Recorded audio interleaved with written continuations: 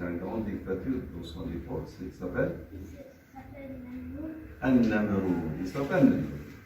Alors, quand il est sorti, Ibrahim alayhi salam, il a dit Inni dhahibun ila rabbi.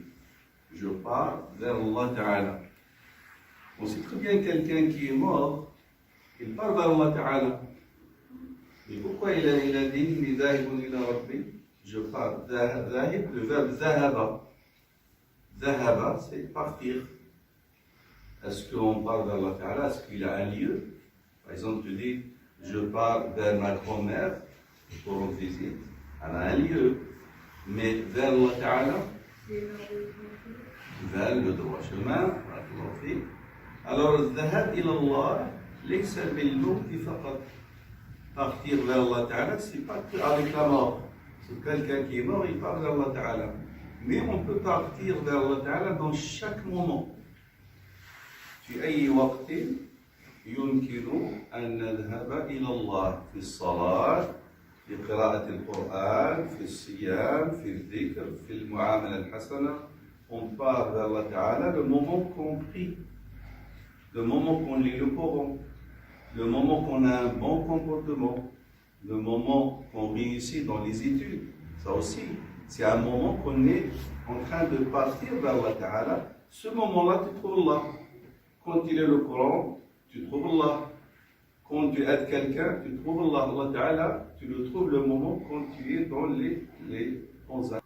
C'est des obstacles, parce que c'est quoi le droit chemin? Là, c'est une fois, dans chaque prière, on dit Ihdina as-sirat al-mustaqim. Ihdina ici, comme si on demande Allah Ta'ala qui nous guide vers le droit chemin. Alors, le chemin le plus court, c'est quand il est droit, quand il y a deux points. Pour relier les deux points, le chemin le plus court, c'est le droit chemin. As-sirat al-mustaqim, ay tariq al-mustaqim. Tu peux rejoindre les deux lignes entre, si tu fais une ligne courbée ou d'autres, mais le ligne le plus court, le moment que tu relis entre les deux avec le droit, avec une ligne droite. Ça, c'est des obstacles qui peuvent t'empêcher. Et le moment qu'on s'éloigne, Allah Ta'ala, on ne s'enfonce pas. Au contraire, on essaye de le récupérer avec les hasanat, avec les bons actes. Inna al-hasanat yudhibna as-sayyi'at. Bon, hadith de Nabi sallam, wa atbi'i as-sayyi'ata al-hasanata tamhuha. Si tu fais quelque chose pas bien, essaye de le récupérer avec le hasanat. Ce moment-là, Allah Ta'ala, il l'efface. لأن الله رحمن رحيم. Dans chaque raka'a, on dit Ar-Rahman Ar-Rahim pour qu'on n'oublie pas que notre Dieu, Allah Ta'ala, la qualité la plus importante, c'est Ar-Rahma, la miséricorde. Mais le moment que nous, on fait un pas vers Allah Ta'ala. Là, quand tu aides quelqu'un, tu es en train de s'approcher à Allah Ta'ala. Fatima, radiallahu anha, la fille du prophète sallallahu alayhi wa sallam, avant qu'elle donne une pièce de monnaie, elle met du parfum. Ils ont dit, pourquoi tu mets du parfum? Parce qu'elle a dit, je le mets dans la main d'Allah avant de le mettre dans la main de cette personne. Ça, c'est la main d'Allah, c'est pas son propre, mais ça veut dire qu'elle le fait à Allah Ta'ala. Cette personne, c'est juste un moyen pour avoir cette hasana. Et c'est pour ça, très important, le farida, l'obligation très importante, c'est niya, l'intention. On peut amener deux personnes, ils ont le même acte. Un, son intention pour les gens, l'autre, l'intention pour Allah. Et c'est à nous de revivre, ça prend du temps, de revivre dans notre cœur qu'on fait pour Allah, parce que c'est lui qui va donner des récompenses le jour du jugement. Assalamu alaikum.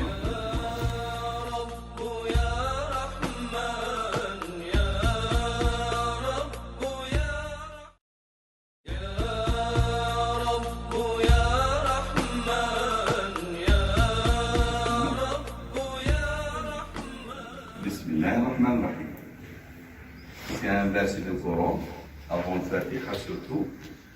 Surtout, c'est un peu court. Al-Basmala. Alors, Al-Basmala, ça commence par Bismillah. Alors, il y a Bismillah, il y a deux mots. Il y a le Ba, il y a le mot Ism, il y a le mot Allah. Le bas, c'est nous, les êtres humains. Allah nous a créés. Pour arriver à Allah, il faut passer par le nom d'Allah. Déjà, on trouve Allah dans Surat Qul Huwallahu Ahad. Qu'est-ce qu'on dit? Lam yalid wa lam yulad. Il n'a pas de début, il n'a pas la fin. Pour ça, on trouve ça se termine Allah par la lettre. Quelle lettre? Quelle lettre? Al-Ha, très bien. Et là, elle est comme un rond. Et le rond, il n'a pas de début, il n'a pas de la fin. Parce que quand tu mets un rond, tu ne peux pas savoir quel point qui est début et quel point qui est à la fin. Ça, parce que des fois, les lettres, ça donne le sens du mot. Et ça donne aussi le sens que Allah, il n'a pas de début, il n'a pas la fin. Et pour arriver à Allah Ta'ala, il faut passer par le mot ismi, le nom d'Allah. Avec le nom d'Allah, tout a été créé dans cet univers. Parmi les choses qui étaient créées, nous, les êtres humains. Le mot ism, ça vient du mot السمو أو العلامة, le signe ou quelque chose qui est en haut. Et on passe par Allah. Allah Ta'ala, il avait la possibilité de dire directement Billah. Mais peut-être non, on va croire qu'il est en train de jurer. Parce que pour jurer, il peut dire Wallah, Billah, Allah. Il y a d'autres alphabet qu'on peut utiliser pour jurer, mais on passe par Allah. Alors que le nom d'Allah, il a fait tout ça. Alors comment Allah Ta'ala? C'est pour ça que nous, on est représenté par la lettre Ba, dans le sens d'isti'ana. L'isti'ana, c'est demander l'aide. Et le musahaba, d'être accompagné par Allah Ta'ala. Parce qu'on ne peut pas vivre dans cet univers si Allah Ta'ala n'est pas avec nous. Alors cette va, elle représente l'être humain, et pour passer, il faut passer par le nom d'Allah Ta'ala pour arriver à Allah. Assalamu alaikum. Et nous a invité à utiliser les choses bien avec la droite, pour donner la main, pour boire, et les choses pas bien avec la gauche. Parce que la droite, ça représente le bien, et la gauche, c'est le mal.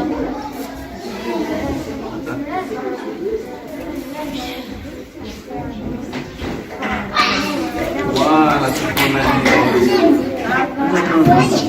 ça commence, il faut imaginer que Abda ne commence pas Bismillah. D'accord? Non. Oui. Oui, attention.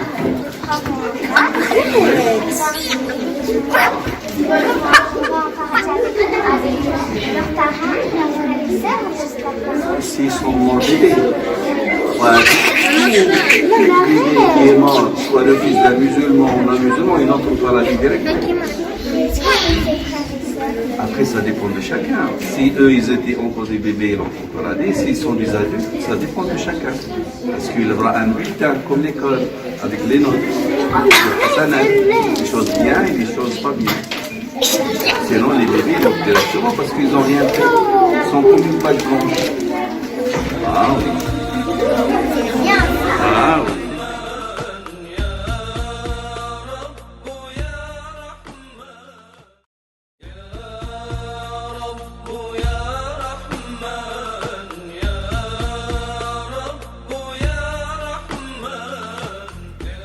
C'était l'histoire de trois jeunes qui étaient en train de se promener à côté d'un forêt. Ils ont vu de loin un vieillard en train de creuser. Alors, chaque personne qui a vu cette scène, on peut dire, il avait une façon de l'interpréter. L'interprétation des autres, soit des actes, soit des paroles. Mais tout ça, ça dépend de la personne, comment il voit les choses. Est-ce qu'il est positif ou négatif? On va tirer bien sûr la leçon qu'on a besoin pour notre comportement, que Allah Ta'ala nous a invités tous à ne pas soupçonner les autres et de voir les côtés positifs pas les côtés négatifs. Alors le premier, qu'est-ce qu'il a dit? Quand il a vu de loin cette personne en train de creuser, il a dit c'est sûr qu'il a tué quelqu'un, et il est en train de l'enterrer comme ça, personne ne va le voir. Imagine. Le deuxième, il a dit, peut-être il a trouvé un trésor. Il ne veut pas le partager avec les autres. Et pour cela, il est en train de le cacher dedans, dans ce trou qu'il a creusé. Ces deux personnes, ils avaient une mauvaise idée de cette personne. Ils ont soupçonné l'autre. Mais le troisième, il était différent de ces deux. Il a dit possible qu'il est en train de creuser un puits. Comme ça, quand il y a une personne qui passe par ici, il a soif, il peut consommer, et lui, il a le hasanat avec Allah Ta'ala. Parce que parmi les meilleurs actes, qu'on creuse un puits, comme ça les autres, ils profitent de l'eau de ce puits. Alors, le troisième, il était positif. Et ça nous arrive, nous aussi, des cas, surtout à la maison. Il faut étudier peut-être les parents, pourquoi ils sont comportés avec mon frère ou avec ma sœur de telle façon, et moi, ils m'ont négligé. Ou peut-être pourquoi il a donné, ma mère ou mon père, il a donné à ma sœur ou mon frère de l'argent, ou il a acheté quelque chose, et moi, ils ne m'ont pas acheté. Mais les parents, ils savent très bien qu'il y a un équilibre. Alors, soupçonner l'autre, c'est à l'école, entre vous. Et des fois, on interprète des paroles, malgré que le professeur dit « Iyakum al-dhann, fa inna al-dhanna akdabul hadith ». Éviter de soupçonner les autres, d'avoir une mauvaise pensée vers les autres, car c'est parmi les mauvaises choses. Des fois, juste quelqu'un il dit une parole, nous, on dit peut-être qu'il l'a dit parce qu'il avait une mauvaise intention. Comme l'histoire de deux personnes, ils étaient en train sur la route, en train de conduire, mais de directions différentes, un sur la droite et l'autre sur la gauche. Qui est sur la droite, il a dit à l'autre qui est à la gauche, quand il s'est approché de lui, quand ils étaient parallèles, il a ouvert son vitre, il a dit « La vache, la vache ». Et l'autre, il croit qu'il est en train de l'insulter. L'autre, il a dit « L'âne, tu es l'âne, toi ». Mais à la fin, cette personne, il est entré sur une vache. Parce qu'il y avait une vache sur la route. Lui, il a voulu le prévenir comme ça. Il n'écrase pas cette vache, mais lui, il croit qu'il l'a insulté. Ça peut arriver entre nous aussi. Dans les classes, par exemple, peut-être la personne qui est à côté de toi, il a dit une parole, toi, tu l'interprètes avec une mauvaise intention. Et ça, c'est pas bien. Parce que pour te gagner des hasanat, il faut avoir une bonne intention envers les autres. Et que Allah Ta'ala, il sait qu'est-ce qu'il y a dans leur cœur, c'est pas toi. Même les anges, ils ne savent pas qu'est-ce qu'il y a dans notre cœur. Le jour du jugement, il y a des gens que Allah Ta'ala, il dit aux anges, entrez-les à l'enfer. Et les anges, ils disent, nous, on n'a vu que de bien. On a écrit tous les hasanats qu'ils ont fait. Il dit, Allah Ta'ala, vous avez vu son apparence, mais moi je sais qu'est-ce qu'il y a dans son cœur. Alors le cœur, c'est le point de départ, avec ça on maîtrise qu'est-ce qu'on dit et qu'est-ce qu'on pense vers les autres. Assalamu alaikum wa rahmatullah.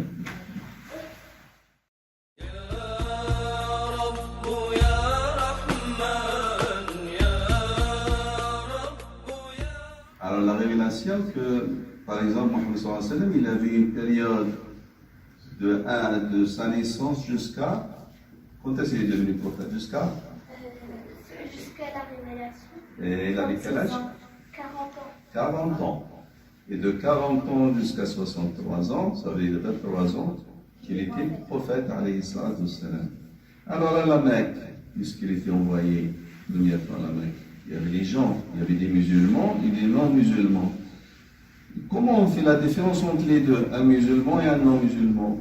Est-ce que par rapport aux habits, par rapport les bars, par rapport à sa foi? Par rapport à la foi, oui. Par rapport à la religion? Par rapport à la religion. Alors, par rapport à l'apparence, on trouve par exemple Abu Bakr, le premier compagnon de Nabi sallallahu alayhi wa sallam, il avait les mêmes habits de Abu Jahl. Abu Jahl, Amr ibn Hisham, c'était un grand ennemi de l'islam. Ils avaient les mêmes habits. Abdullah ibn Mas'ud, c'est un grand compagnon de Nabi sallallahu alayhi wa sallam, il avait le même barbe d'un autre ennemi de Prophète sallallahu alayhi wa sallam, qui s'appelle Walid ibn al-Mughira. Ils avaient le même barbe. Il y a d'autres sahabis, ils avaient la même apparence que les autres qui ne sont pas musulmans. Mais elle est où la différence à l'intérieur par rapport à la foi et par rapport dans leur cœur. C'est ça la différence dans leur cœur, plus leur comportement. Le comportement de Sahaba radiallahu anhum, c'était différemment par rapport aux autres. Alors, le Nabi sallallahu alayhi wa sallam, ils l'ont appelé comment avant qu'il était prophète? Ils l'ont appelé Sadiqou al-Amin. Il était quelqu'un de véridique, et en même temps, si quelqu'un dépose sur lui quelque chose, il le rend comme il est. Il avait des qualités d'un musulman. Et c'est avec ça qu'on peut être différent. Par exemple, nous, on vit dans une société où il y a la majorité est-ce que la majorité sont des musulmans? Non. Il y a une majorité qui ne sont pas musulmans, mais nous, une minorité qui est musulmane. Il y a un cas. Ça veut dire pas pour être un vrai musulman, on n'est pas obligé d'avoir des habits de l'Arabie Saoudite ou des habits qu'on le voit dans les prières de vendredi ou d'autres. On peut avoir la même apparence comme les autres par rapport aux habits, par rapport à l'apparence, mais la différence, ça va être à l'intérieur de nous-mêmes, par rapport aux valeurs qu'on croit, par rapport aux piliers de la foi, par rapport au comportement avec les autres. C'est ça qui va faire la différence, parce qu'il y a beaucoup de musulmans, ils croient quand il fait un abaya avec une grande barbe ou avec une chachia comme les pays arabes, ils croient qu'avec ça il devient un vrai musulman. Mais ses habits sont musulmans, mais c'est pas lui. C'est le comportement. Oui. Pardon? La sunna, mais la sunna, c'est autre chose. La sunna qu'on ne triche pas. La sunna qu'on ne travaille pas à l'école, qu'on travaille très très bien à l'école pour réussir. La sunna d'obéir les parents, c'est ça sunna. Mais les vêtements, ça c'est les traditions. Ce qu'on considère nous comme sunna, ça c'est les traditions dans des pays arabes. Même le Nabi sallallahu alayhi wa sallam, il avait les mêmes habits de ses ennemis. Il n'a pas dit vous faites sunna. Est-ce qu'Abu Jahl, il avait les mêmes habits de Muhammad sallallahu alayhi wa sallam? Est-ce qu'il a fait sunna? Il n'a pas fait sunna. Sunna c'est autre chose. La sunna de Nabi sallallahu alayhi wa sallam, c'est les valeurs, c'est le comportement. C'est de réussir à l'école, réussir dans un projet, obéir les parents, aider les parents. C'est ça le vrai sunna. C'est quand quelqu'un, ils ont dit qu'il est parti faire le pèlerinage à pied. C'est énorme, c'est un effort très très énorme pour arriver jusqu'à la Mecque. Peut-être il a pris 3 mois ou 4 mois. Mais à la fin, cette personne, parce qu'il a voulu faire sunna, parce qu'il croit que partir à la Mecque à pied, c'est faire sunna. Mais une fois, sa mère, elle lui a demandé juste un verre de l'eau. Il a dit, laisse tomber parce que je suis fatigué. Alors, c'est une contradiction. Est-ce que obéir les parents, c'est ça, sunna? Faire de bien vers tes parents, quand tu es à l'école, tu as un bon comportement, ils vont dire, voilà, c'est un vrai musulman. Et si tu vas partir avec des vêtements que nous, on l'appelle sunna, mais on donne un comportement qui est ailleurs totalement de l'islam, alors on est loin de l'islam.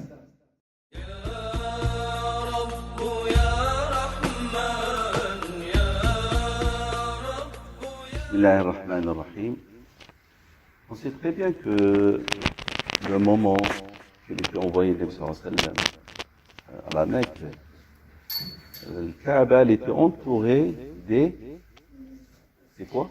Des statues. Il y avait combien de statues? Oui? Je crois qu'il en avait 360, presque les jours de l'année, le nombre des jours de l'année. Parmi les statues qui étaient connues, il y a Hubal, il y a Lat, Al-Uzza. Le moment que ces tribus, ils sont éloignés de l'unicité d'Allah tabaraka wa ta'ala, le tawhid. ابتعدوا عن التوحيد. دعوة إبراهيم كانت قائمة على التوحيد. وكل الدعوات, tous les messagers, tous les prophètes, ils sont venus avec qu'il y a un seul Dieu. Mais les gens avec le temps, ils ont adoré des statues, des idoles. Parmi eux, Hubal, Lat ou Al-Uzza. Qu'est-ce qu'ils ont dit, ces gens? Ils ont dit que ces statues, ces idoles, ils sont des intermédiaires entre nous et Allah. Parce qu'ils croient à Allah. Même avant qu'il y avait Bismillah ar-Rahman ar-Rahim, eux ils disent Bismika Allahum. Ils disent que ces statuts, c'est des intermédiaires. Eux, ils vont l'amener vers Allah Ta'ala. L'islam est venu pour barrer, pour enlever toutes les barrières entre nous et Allah. Pour ça, on a dit une fois, je crois, Bismillah, ism, le mot ism, ça commence par un alif. Mais dans Bismillah ar-Rahman ar-Rahim, il n'y a pas cet alif, parce qu'elle est comme une barrière entre le bas, qu'on l'appelle harf, musahaba ou isti'ana, qu'on demande l'aide et l'accompagnement d'Allah Ta'ala, et Allah. Alors, toute barrière entre nous et Allah, l'islam, le message de l'islam, il est venu pour l'enlever. C'est pour ça, Rasul sallam, بعد فتح Mecca, l'ouverture de la Mecque, il a cassé tous ces statues, il les a brûlés, le moment que l'unicité, elle est revenue de nouveau. Maintenant, on sait très bien que ces statues, ils n'ont aucune valeur. Même si on voit un statut de quelqu'un, un héros ou d'autres, c'est des monuments, c'est pas des statues, parce qu'il y a personne qui va dire, voilà, ce statut, c'est un intermédiaire entre moi et Allah. Il y a personne qui va adorer. Mais maintenant, il y a d'autres statues qui sont des barrières entre nous et Allah. Mais ils sont invisibles, on ne les voit pas. Parce que les statues ils étaient avant, ça y est, maintenant il n'y a personne qui va croire. Il y a bien sûr en Inde ou d'autres, mais en général, les gens, ils ne croient plus à ces statues, ils savent très bien, c'est des pierres. Mais il y a d'autres statues, toute chose qui est une barrière entre toi et Allah Ta'ala, c'est des statues qu'il faut les enlever. Comme ça, tu parles directement à Allah. Et parmi ces statues, ils sont à l'intérieur de nous-mêmes. Par exemple, l'ignorance. Si quelqu'un, il adore Allah Ta'ala, mais il ne connaît rien sur l'islam, cette ignorance, c'est une barrière entre lui et Allah. La jalousie, aussi la haine, toutes choses qui sont des barrières à l'intérieur de nous-mêmes, qui sont barrières entre nous et Allah Ta'ala, alors il faut les barrer, il faut les enlever, parce que c'est des nouveaux statuts qu'on ne les voit pas, mais qui nous empêchent d'être dans le droit chemin. Alors, en général, que les statues, la période de Nabi sallallahu alayhi wa sallam, des statues matérielles, c'est des pierres, comme Hubal, comme Lat, comme Al-Uzza. Ils ont dit que c'est des intermédiaires entre nous et Allah, mais à la fin, c'est des barrières entre l'être humain et Allah Ta'ala. Maintenant, il n'y a plus ces statues, il n'y a personne qui croit à ces statues, mais il y a d'autres statues, mais ils sont à l'intérieur de nous-mêmes. Il faut les enlever à côté pour qu'on est dans le droit chemin. Barakallahu fikum. Assalamu alaikum wa rahmatullah.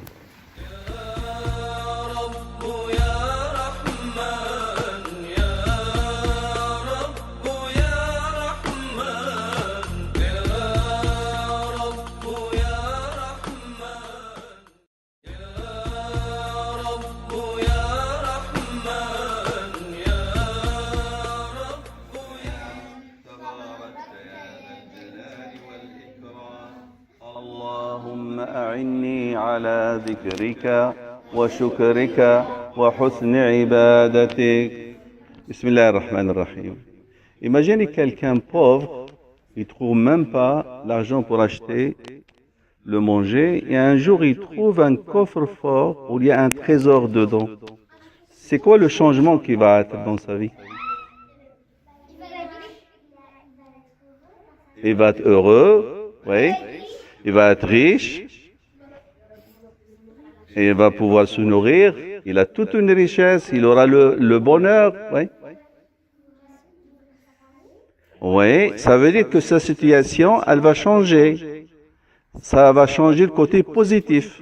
Mais le problème, ce coffre-fort, où il y a ce grand trésor, il y a un code pour l'ouvrir. Mais il n'a pas le code. Alors, mais c'est un coffre vraiment impossible de le casser, qu'avec un code. Mais il ne peut pas, parce qu'un coffre-fort très épais, vraiment d'une façon impossible de l'ouvrir qu'avec un code. Alors, le plus grand trésor que nous, on l'a trouvé, c'est quoi? C'est l'islam. Ah, le plus grand trésor. Mais le problème, on ne profite pas de ce trésor parce qu'on n'a pas le code.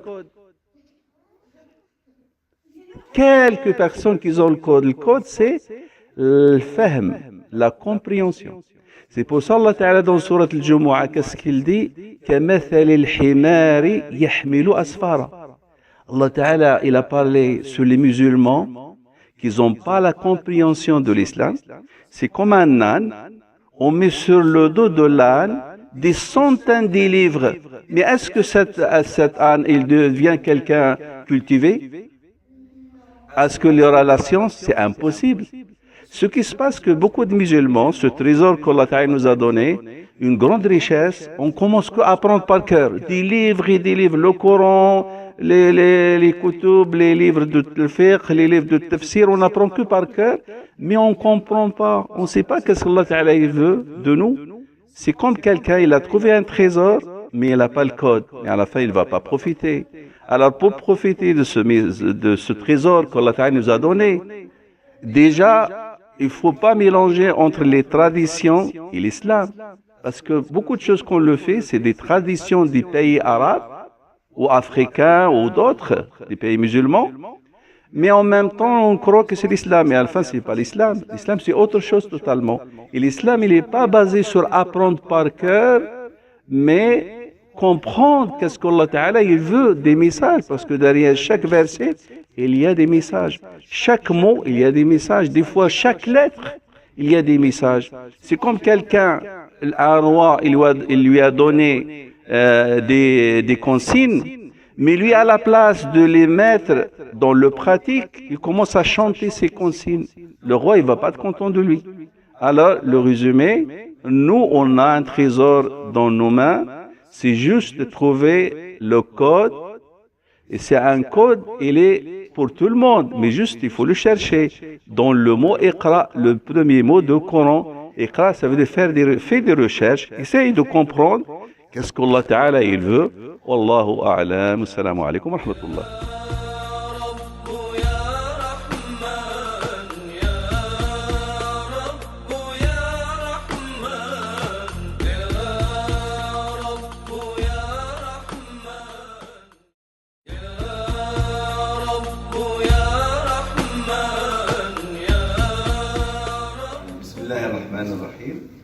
On imagine que à l'école, il y a une réunion des enseignants et de l'administration, et un élève, il veut assister avec eux, il s'assoit avec eux. Est-ce qu'ils vont accepter ou pas? Non. Pourquoi? Parce que c'est un trop grand. Trop grand? Parce qu'en fait, les élèves, ils doivent travailler, ils vont pas se mêler. Voilà, en plus, il n'a pas le niveau. C'est privé. C'est privé. C'est privé pour les enseignants et les maîtresses.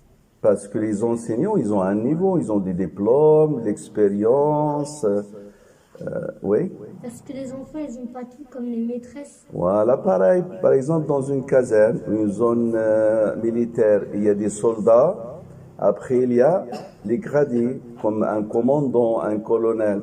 Imagine un soldat simple, il n'a pas de grade, il veut s'asseoir dans une réunion avec les colonels et tout. Est-ce qu'ils vont accepter? Non.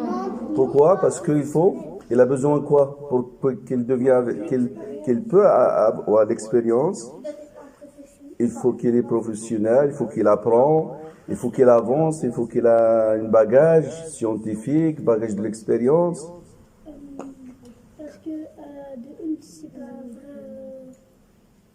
Parce il peut pas être avec eux le moment qu'il n'a pas leur niveau. Oui, parce qu'en Il n'a pas fait l'effort. Il a besoin d'apprendre, de faire l'expérience. C'est pareil. Il y a beaucoup de musulmans dans le dua, l'invocation. Il dit à Allah que le jour du jugement, je vais être avec le prophète Mohammed sallallahu alayhi wa sallam. Ou avec les compagnons du prophète sallallahu alayhi wa sallam. Mais cette personne, il n'a pas de bagage. Il n'a pas de niveau. Parce que dans l'islam, quand on commence à pratiquer l'islam, c'est comme quelqu'un, il commence à l'école, il commence CP, après CE1, il commence à monter jusqu'à qu'il entre à l'université. Chaque jour, normalement, on améliore notre niveau dans l'islam. Soit dans le côté théorique ou le côté pratique. Mais si on n'a pas le bagage, on ne peut pas être avec Mohammed sallallahu alayhi wa sallam. Même si on dit à Allah que je vais être le jour du jugement avec Mohammed sallallahu alayhi wa sallam. Il faut avoir un niveau. Et ce niveau, il a besoin de beaucoup de choses. La première, c'est niya, l'intention. Parce que si on a une bonne intention, on peut avancer plus que les autres. Plus, il faut avoir un bagage de hasanat. Mais il y a beaucoup de musulmans, ils font le hasanat. Chaque jour, peut-être, ils récoltent des milliers de hasanat. Mais ils les mettent dans un sac troué. C'est comme quelqu'un, il a trouvé des choses précieuses, de valeur, et à la fin, quand il les ramasse, il les met dans un sac qu'elle a des trous. Jamais il va remplir ce sac. Et ça arrive comment? Comment on peut perdre les hasanat? Le moment qu'on fait le mal aux autres. Comme il dit le prophète sallallahu alayhi wa sallam, il a dit, man il muflis, c'est qui la personne qui n'a rien? Ils ont dit, ya Rasulallah, la personne qui n'a pas d'argent. Il a dit non, c'est la personne qui vient le jour du jugement. Il a des montagnes de hasanat, mais les autres, ils vont les prendre. Parce qu'il a fait de mal aux autres. Et quand quelqu'un il a fait de mal aux autres, soit avec des paroles, soit avec la main, soit avec d'autres façons, eux, ils vont prendre ces hasanat. Après, à la fin, il n'a rien. Et s'il n'y a rien, en plus, les autres, ils ont dit à Allah, il nous a fait beaucoup de mal dans le dunya, il va prendre leurs siyyat, leurs péchés. Naam? Mon père, il avait dit que quand on passe sur le dos de quelqu'un, tous nos péchés ils vont sur la personne qui a parlé sur nous, et tous ces hasanat, ils viennent sur nous. Naam, barakallahu fiik. Il a bien dit votre papa. C'est vrai. Si on fait de mal aux autres, si on part sur le dos des autres, si on prend des affaires des autres aussi, si on montre la tristesse dans le cœur des autres, ils vont prendre notre hasanat. Alors, pour être avec Rasul sallallahu alayhi wa sallam, il faut avoir un niveau. Et on a besoin chaque jour d'avancer. Quand quelqu'un il dit sur un savant qui s'appelle Ahmed ibn Hanbal, il a dit chaque jour que je le rencontre, je trouve qu'il a amélioré plus dans la religion. Et c'est ça les musulmans. Il y a des musulmans, peut-être ça fait 40 ans, 50 ans en train de faire la prière, mais toujours son comportement, il est bas.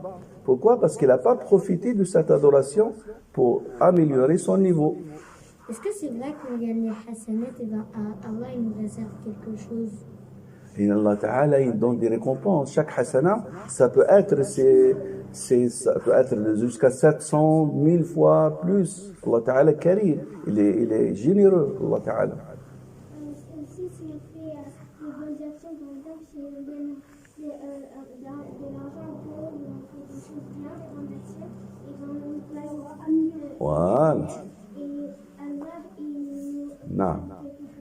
Parce que le meilleur acte qu'on peut le faire après les choses obligatoires dans l'islam, d'entrer la joie dans le cœur de quelqu'un. Idkhalu sururin ala qalbi muslim. Si on entre la joie dans le cœur de quelqu'un, il est dans une crise économique, il a besoin de l'argent ou d'aide, et nous, si on aide cette personne, c'est sûr qu'Allah Ta'ala il va nous donner une grande récompense. Wassalamu alaikum wa rahmatullah.